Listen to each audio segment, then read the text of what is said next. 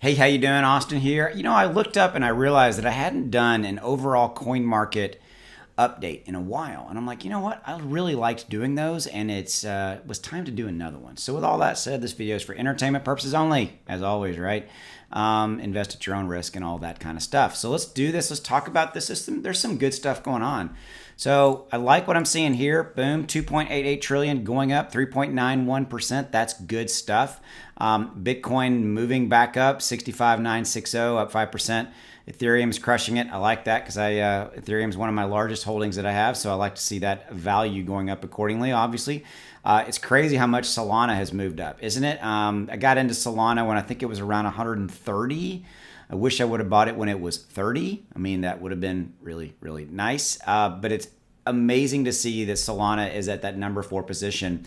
Solana and some of these other plays like Phantom, Cosmos, Avalanche, etc., Polkadot, they're absolutely benefiting from the delay for Ethereum 2.0. When that's the move from Ethereum proof of work to proof of stake model, and it's been delayed to about mid to end of 2022. So we've got all these other players out there that are benefiting from that, which it is what it is, and Cardano as well. And so.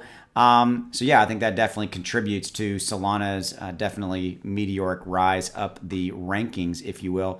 Cardano is finally waking up, guys. For those of us, which I own some, for those of us that own Cardano, it's good to see it moving. It just stood around that $1.95, $2 range forever, it felt like.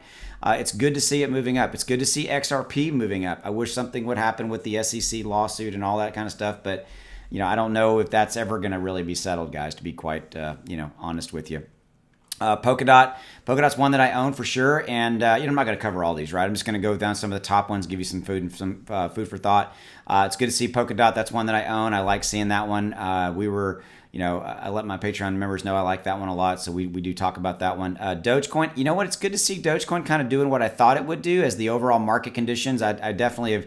God, you can go back previous Dogecoin videos where I said, hey, look, this thing's going to get back into the 30 cent, maybe high 40 cent range just off of the overall rise of Bitcoin and Ethereum and the rise of new money coming into the entire overall market, the confidence, if you will, right, coming back in. So Dogecoin's rising really nicely in that scenario. Shiba Inu, you guys know I cover SHIB all the time. Obviously, their rise has been nothing short of meteoric and just crazy what's going on with them. It's cool. A lot of good stuff happening with them. So beyond that, Terra's doing good. Avalanche is one that I've liked for a long, long time. Uniswap, SushiSwap are taking advantage of some of the country regulations like China and things like that. So there's a lot more activity going on in some of those decentralized exchanges because of that scenario. Let's resort this on 24-hour and see what's really been moving. Loopring has been burning recently, so that's kind of cool to see it moving up on 118% in the last 7 days, 56% in the last 24 hours, looking really good. BAT moved up. KuCoin, wow, that's a pretty significant rise for them. Litecoin's waking up. That's kind of cool to see. Litecoin, I think, doesn't get a lot of coverage out there, especially from overall market and things of that nature. So it's good to see that. Algo is one that I've always liked for a long time. I do hold Algo. I'm a fan of that one. You guys know I'm on record. I love Phantom. It's been one of my favorites. Let's see if there's anything else that jumps out at me. Crypto.com, look at that, up 38 cents, man. I bought some Crypto.com when it was about 11 cents. And you know what? It kind of slept for a while, but then it's just started going on. Here's the thing I love about crypto, man. They are a true marketing machine, man. I've seen them on college football here in the United States, NFL. I've seen them on, and just the new ad with Matt Damon. Oh, that was a great ad, by the way. And what I like about Crypto.com is they're expanding the word.